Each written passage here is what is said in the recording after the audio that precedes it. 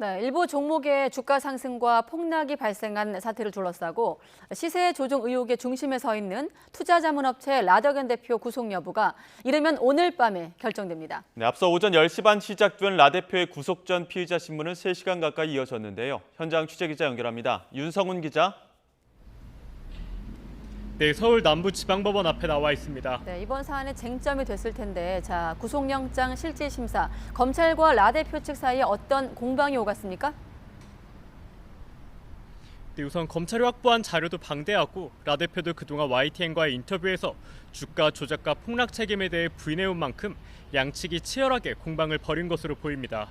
라 대표는 구속 전 피의자 신문을 마친 뒤 어떤 부분을 소명했는지 해외 자산 은닉 의혹 등에 대해 묻는 취재진 질문에 아무런 말을 하지 않고 법원을 빠져나갔습니다.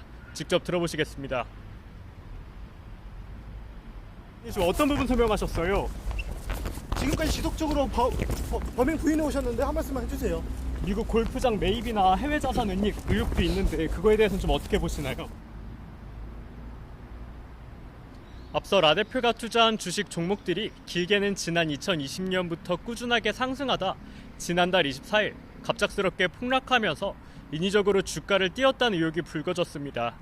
수사에 착수한 검찰은 폭락 사태 발생 16일 만인 그제 라 대표를 자택에서 체포했고 체포영장에 적시한 혐의를 다지기 위한 강도 높은 조사를 이틀에 걸쳐 진행한 끝에 어젯밤 구속영장을 청구했습니다. 검찰은 라 대표에게 통장매매, 다시 말해 서로 주식을 사고 팔면서 인위적으로 주가를 조종한 혐의와 금융당국 허가 없이 투자자들의 개별 계좌를 운영하며 투자를 진행한 혐의를 적용했습니다. 폭락 사태가 발생하기 전에 라 대표가 미국 캘리포니아주에 있는 골프장을 매입한 사실도 드러났는데요. 검찰은 라 대표가 범죄 수익을 은닉한 것으로 의심하고 이 부분에 대한 혐의도 적시했습니다.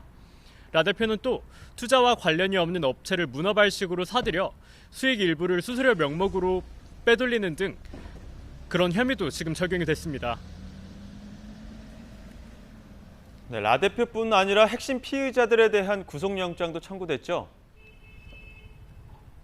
네, 검찰은 주가 조작과 폭락 사태를 둘러싸고 라 대표를 도운 핵심 측근 2명에 대해 오늘 오전 11시 구속영장을 청구했습니다. 프로골퍼 안모 씨와 투자자문업체 대표로 이름을 올린 변모 씨입니다.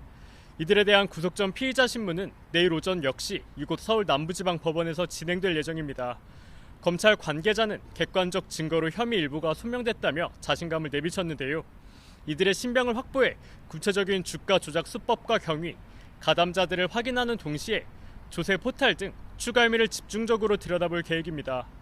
또 폭락 사태 직전 주식을 팔아 수백억 원의 차익을 거두며 폭락을 초래했다는 의혹이 불거진 김익래 전 다우 키움그룹 회장과 김영민 서울도시가스 회장을 향한 수사도 이어갈 것으로 보입니다. 그러나 핵심 인물인 라 대표의 신병 확보에 실패할 경우 수사 전략을 다시 짜야 하는 만큼 수사 차질이 빚어지는 건 불가피해 보입니다.